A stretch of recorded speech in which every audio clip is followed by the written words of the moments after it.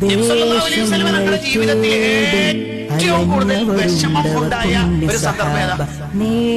ഹംസ റളിയല്ലാഹു അൻഹു കൊല്ലപ്പെട്ടപ്പോഴാണ്.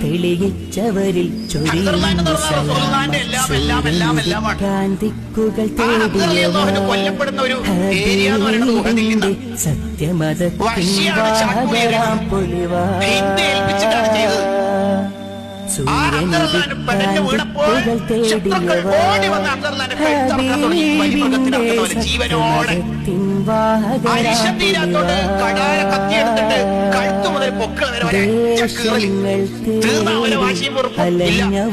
രണ്ടു വാക്കും ശത്രുക്കൾ നിന്നിട്ട് വയറിന്റെ തോലിങ്ങനെ പൊളിച്ചെടുത്ത് എന്നിട്ട് കരള് ചവച്ചിട്ട് ഹിന്ദ് തുപ്പിയിട്ട് ഇത് കണ്ടു റസൂൽ സല്ലല്ലാഹു അലൈഹി വസല്ലം തങ്ങൾ എത്ര നേരം അവിടുന്ന് കരഞ്ഞത്.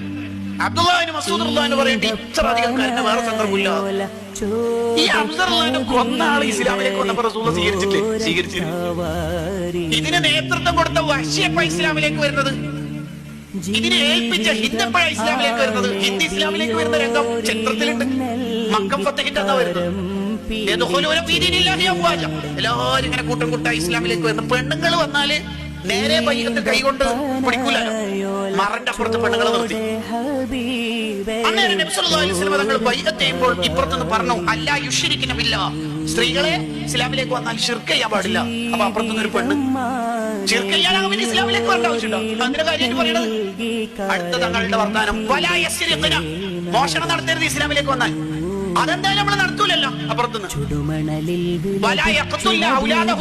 മക്കളെ കൊല്ലരുത്, ആണായാലും പെണ്ണായാലും. അതെല്ലാം ഞാൻ പ്രത്യേകം പറയേണ്ട ആവശ്യം വേറെ പറയും. വ്യഭിചരിക്കരുത് എന്ന് പറഞ്ഞു. അപ്പൊ അപ്പുറത്തുനിന്ന് ഒരു പെണ്ണ്, നമ്മളെന്താ അടിമ പെണ്ണുകളാ? പോയിട്ട് കിടന്നുകൊടുക്കാൻ സ്വതന്ത്ര പെണ്ണുങ്ങളല്ലേ?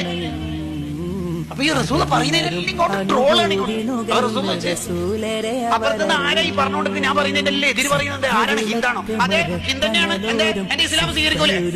പാവല്ലേ റസൂലാണ് വേണ്ട, നിന്റെ ഇസ്ലാം സ്വീകരിക്കാറില്ല എന്നൊക്കെ പറയാം. പഴയ ഓർമ്മയിലും വെച്ചിട്ട് അവിടുന്ന് പാവം പറയുന്നില്ല. എല്ലാവരും ഇസ്ലാം സ്വീകരിക്കുന്ന പറയണത്. നമ്മുടെ നേതാവിന്റെ കരുണ എല്ലാവരും നന്നാവണം എന്നാണ് നമ്മൾ ചിന്തിക്കുന്നത്.